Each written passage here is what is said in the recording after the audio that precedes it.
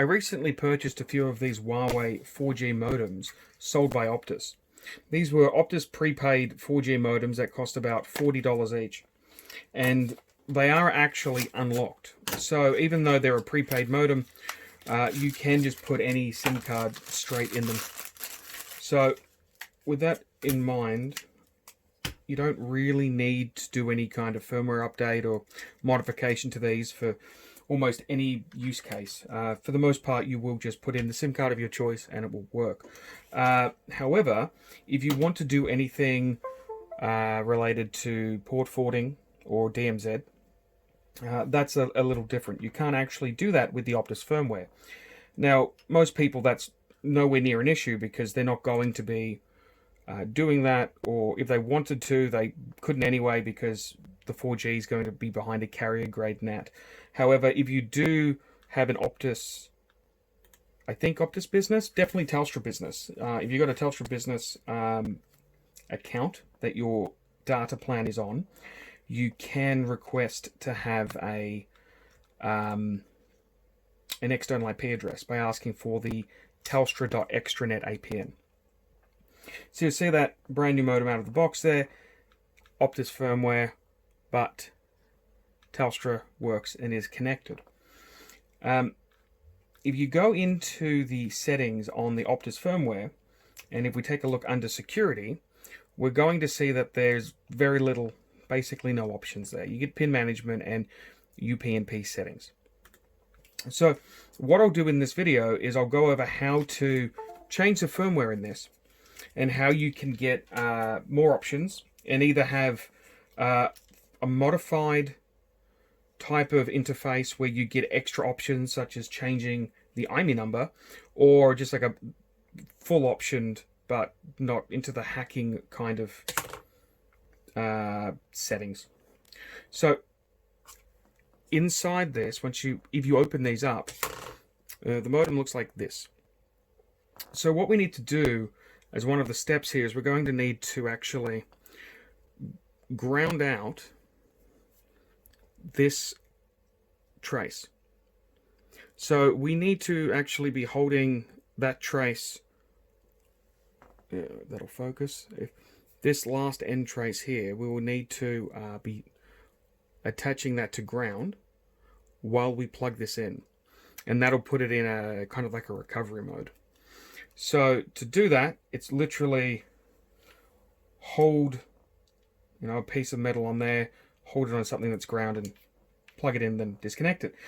You don't actually need to pull it apart, however, because once you take the SIM card out, that pin or that contact actually is directly at the edge here where there's a gap. So it's like right on the very edge of that very corner of plastic. So as long as you have something like this that you can stick in there, if you just hold that in and pull it back so the pin's making contact directly under that piece of plastic, then you'll be touching it when you plug it in. So what we're going to do is hold this on the ground, hold this pin in the right place, and you'll know it works if the new hardware sound is instant.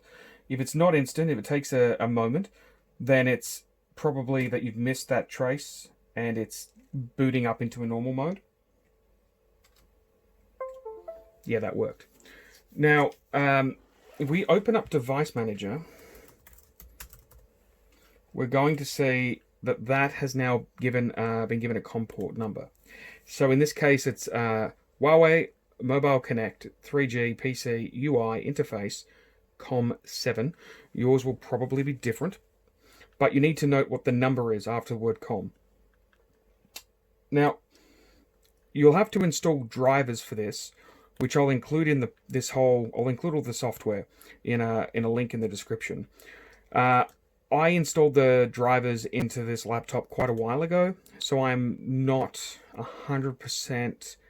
I can't really recall how difficult it was, but this is Windows 10, so I probably had to disable driver signing and a few other things.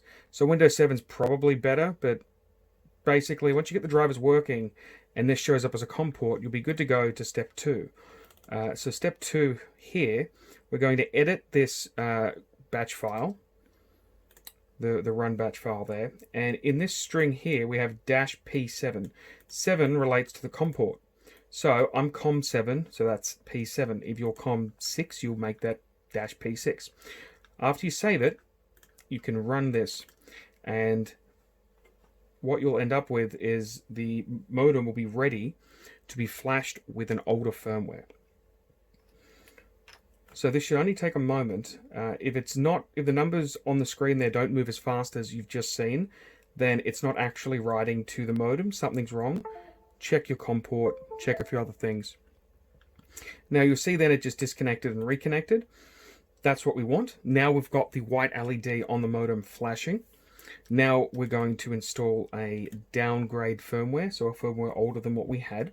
So to do that, we're going to go to step 3 and just run that run dialog. So this will take a few minutes.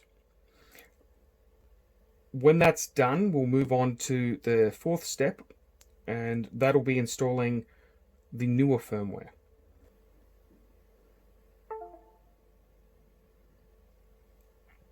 So now that step's completed, we'll move on to step 4, which will be upgrading the firmware, where we just have to run this exe and